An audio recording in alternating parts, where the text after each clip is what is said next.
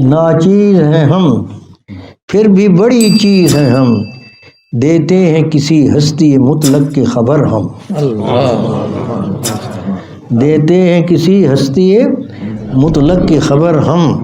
ظاہری اور باطنی گناہوں کے حوالے سے بات چل رہی تھی، اور ظاہری گناہوں پر کچھ چند ایک گناہوں کا تذکرہ کیا گیا تھا۔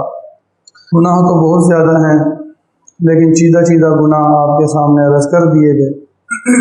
باطنی گناہوں میں سے بہت اہم گناہ، بہت ہی نازک معاملہ ہے کہ اپنے دل میں اپنے کسی مسلمان بھائی کے بارے میں بغض، کینہ، عداوت یا دشمنی رکھنا۔ یہ بظاہر ہم اس گناہ کو گناہ نہیں سمجھتے، لیکن اس گناہ میں مبتلا ہوتے ہیں۔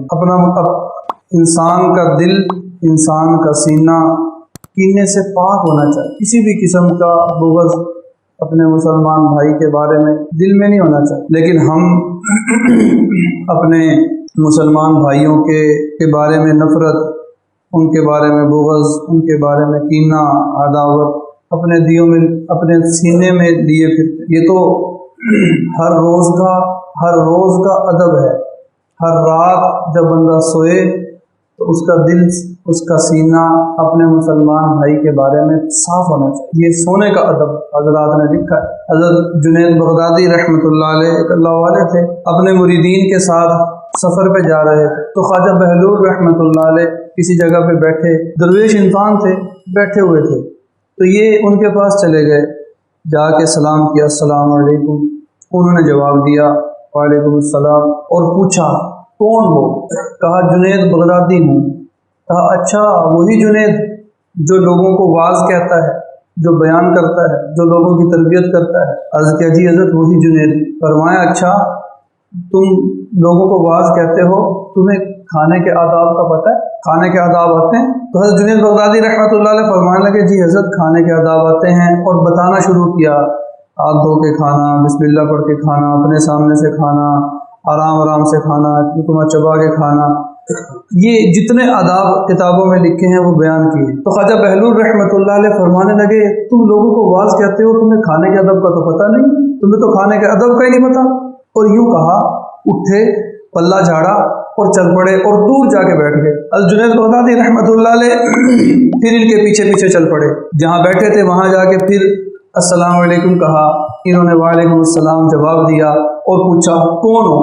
کہا جی جنید بغدادی ہوں، جسے کھانے کے آداب کا نہیں پتہ، جسے کھانے کے آداب کا نہیں پتہ۔ فرمانے لگے اچھا کھانے کے آداب کا تو تمہیں پتہ نہیں ہے، بولنے کا ادب تو آتا ہوگا، بولنے کا سلیقہ تو آتا ہوگا کہ بولنا کیسے؟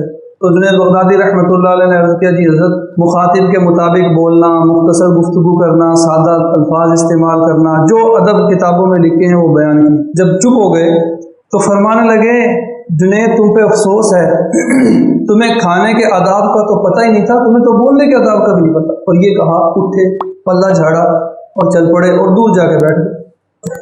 یہ پھر پیچھے پہنچے، سلام کیا، السلام علیکم۔ انہوں نے جواب دیا وعلیکم السلام۔ کون ہو؟ کہا جی جنید بغدادی ہوں، جسے نہ کھانے کے آداب کا پتہ ہے نہ بولنے کے آداب کا پتہ ہے۔ کہا جنید تمہیں کھانے کے آداب کا بھی نہیں پتہ، بولنے کے آداب کا بھی نہیں پتہ، سونے کا ادب تو آتا ہے، سونے کے ادب کا تو پتہ ہے؟ کہا جی حضرت سونے کا ادب وضو کر کے سونا، دائیں کروٹ سونا، درود شریف پڑھتے ہوئے سونا، جو کتابوں میں آداب لکھے ہیں وہ سارے بیان کر دیے۔ تو خواجہ بہلول رحمۃ اللہ علیہ فرمانے لگے جنید تم پہ افسوس ہے، نہ تمہیں کھانے کے آداب کا پتہ، نہ تمہیں بولنے کے آداب کا پتہ، نہ تمہیں سونے کے آداب کا پتہ۔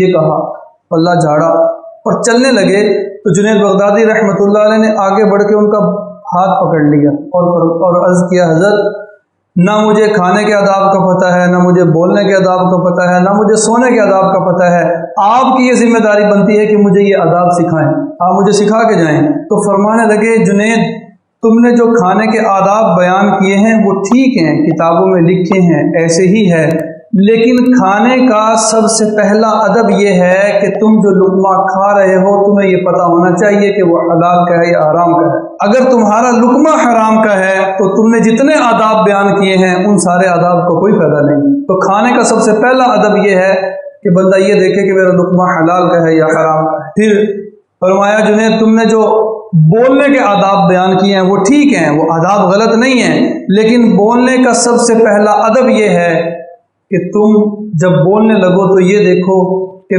میرے اس بولنے میں اللہ کی رضا شامل ہے یا نہیں. میں اپنے آپ کو منوانے کے لیے، اپنی تقریر کا روب ڈالنے کے لیے تو نہیں بول رہا، دوسروں کو متاثر، اپنے لیے متاثر کرنے کے لیے تو نہیں بول رہا، اللہ کے لیے بول رہا ہوں یا نہیں. یہ اللہ کے لیے بولنے پہ مجھے ایک واقعہ یاد آ گیا، یہ کل انشاءاللہ تعالیٰ اللہ کے لیے بولنے پہ واقعہ کل سناؤں گا، بڑا بہترین واقعہ. پھر فرمایا سونے کا ادب جو تم نے بیان کیے ہیں، سونے کے ادب بالکل ٹھیک ہیں، درست ہیں، لیکن سونے کا سب سے پہلا ادب یہ ہے کہ جب تم رات کو سو تو تمہارا سینہ اپنے ہر مسلمان بھائی کے لیے صاف ہونا چاہیے. سینہ صاف کر کے سو. یہ بچپن میں جب بچے لڑا کرتے ہیں، ہمارے ہاں بھی، ہم بھی اس دور سے گزرے ہیں، تو لڑائی کے بعد صلح کروائی جاتی تھی اور یہ کہا جاتا تھا لڑائی معاف کرو، اللہ کا گھر صاف کرو. وہ اللہ کا گھر کیا ہے؟ دل، سینہ. بھئی لڑائی معاف کرو، اللہ کا گھر صاف کرو، دل صاف کر دو. آج بڑے ہونے کے بعد ہم لڑتے تو ہیں، لڑنے کے بعد صلح بھی ہو جاتی ہے، لیکن اللہ کا گھر صاف کرنے والی بات ختم ہو گئی. دل میں نفرت، دلوں سے نفرت نہیں جاتی، دلوں میں نفرت لیے بیٹھے. جس سے ایک دفعہ رنجش ہو گئی، لڑائی ہو گئی، وہ رنجش عمر بھر ختم نہیں ہوتی. ایک بڑا خوبصورت جملہ لکھا تھا کہ بچپن میں بہن بھائی جب لڑا کرتے تھے تو تھوڑی دیر کے بعد واپس دوبارہ کھیلنا شروع کر دیتے تھے اور ان کے دل بھی صاف ہو جاتے تھے. بڑے ہونے کے بعد جب ان کے بچوں کی آپس میں رشتہ داریاں ہو جاتی ہیں، اس وقت اگر ان کی لڑائی ہو جائے تو ان کے اندر کا بغض نہیں جاتا، ان کے اندر کا کینہ نہیں جاتا، بہن بھائی کا آپس میں نہیں جاتا، بہن بہن کا نہیں جاتا، بھائی بھائی کا نہیں جاتا. یہ بہت بڑا مسئلہ ہے، ہمارے معاشرے کا بہت بڑا المیہ ہے کہ ہم دلوں میں بغض لیے بیٹھے ہیں، اور یہ کبیرہ گناہ ہے، کبیرہ گناہ ہے. دل صاف ہونا چاہیے. اللہ تبارک و تعالی ہمیں عمل کی توفیق عطا فرمائے. دل کا صاف ہونا، اس عمل پر جنت کی بشارت ہے. یہ بھی انشاءاللہ تعالی کل عرض کریں گے. دونوں چیزیں اگر ہو گئی تو دونوں اللہ تبارک و تعالی عمل کی توفیق عطا فرمائے.